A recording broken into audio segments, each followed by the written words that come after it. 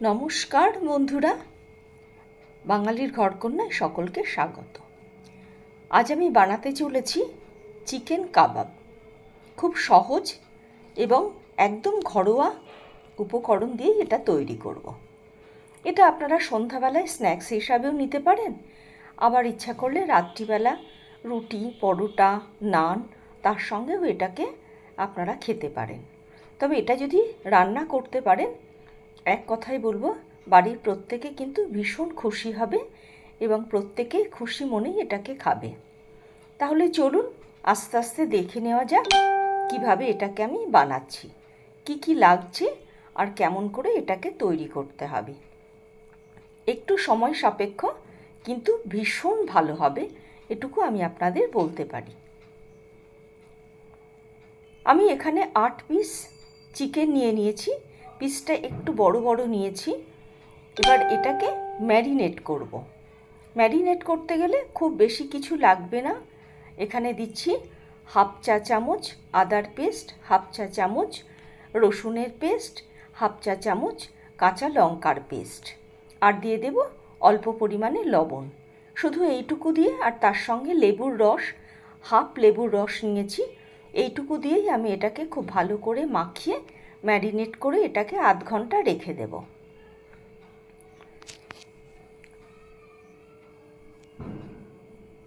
হয়ে গেছে মাখানো। এবার এটাকে ঢাকা দিয়ে আমি পাশে রেখে দেব। আধ ঘন্টা পর ফিরে এলাম। এবার আমি নিয়ে নিচ্ছি একটা বড় কাঁচের বাটি, তার মধ্যে দিয়ে দিচ্ছি 1 টেবিল চামচ সর্ষের তেল, আর এর মধ্যে দিয়ে দেব 1/2 চা চামচ কাশ্মীরি লঙ্কার গুঁড়ো।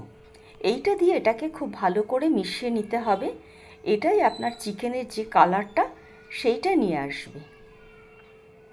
ঠিক এইভাবে নাড়াচাড়া করে ভালো করে তেলের সঙ্গে কাশ্মীরি লঙ্কাটাকে মিশিয়ে নিতে হবে।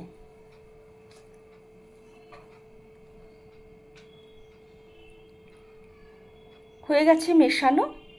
এবার আমি ম্যারিনেট করে যে চিকেনটাকে রেখেছিলাম সেটা আস্তে আস্তে এর মধ্যে তুলে তুলে আবার আরেকবার ম্যারিনেট করব। অর্থাৎ এটা দ্বিতীয়বার ম্যারিনেট হচ্ছে।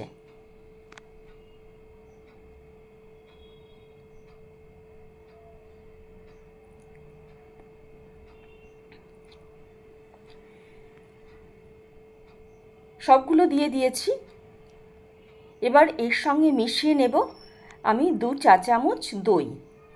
যেহেতু আমার চিকেনটা কম রয়েছে, সুতরাং সেই পরিমাণেই আমি কিন্তু সব কিছু উপকরণকে ব্যবহার করছি।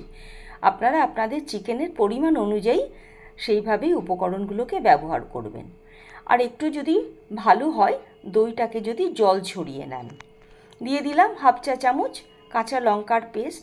যেহেতু দইটা দিয়েছি সেই জন্য এখানে আরেকবার কাঁচা লঙ্কাটা আমি দিয়ে দিলাম। আপনারা চাইলে এর মধ্যে জিরের গুঁড়ো, ধনের গুঁড়োও দিতে পারেন। আমি সেটা দিইনি। আমি এইভাবেই সামান্য জিনিস দিয়েই এটাকে তৈরি করব। আর এর মধ্যে দিয়ে দেব ভেজে রাখা বেসন।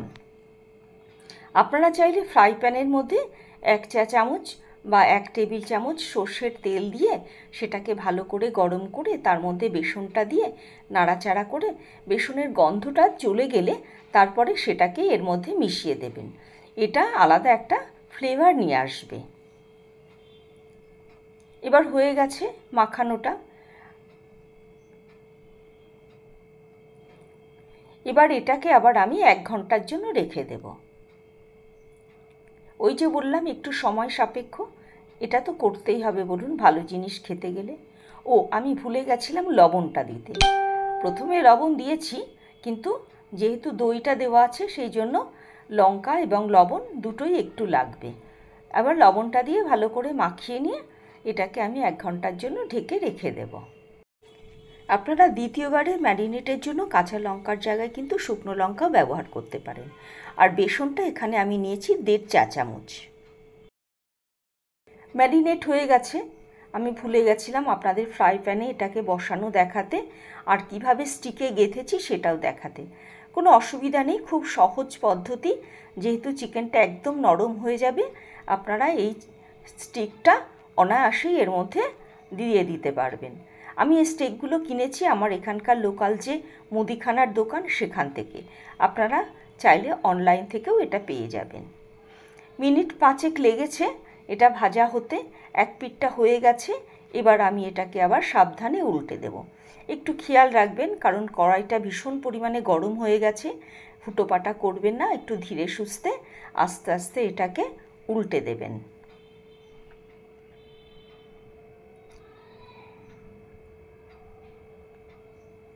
আবার ঢাকা দিয়ে এটাকে আমি আবার বেশ কিছুক্ষণের জন্য এটা ফ্রাই হতে দেব।